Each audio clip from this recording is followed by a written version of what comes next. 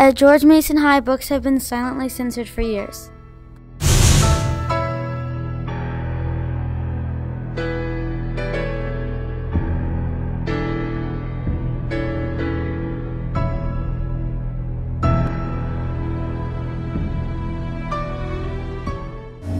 Barney Roth, a student at George Mason High. He loves writing as the editor of the school newspaper. Barney is the protagonist.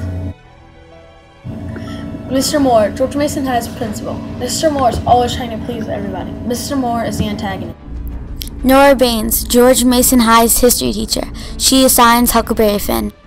Mrs. Salters, George Mason High's former librarian. She helps Barney by giving him information about Mr.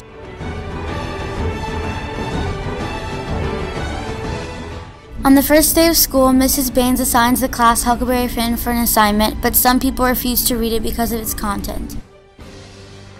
Ms. Baines brought the class to a debate where they talked about what happens with freedom and if we are given too much.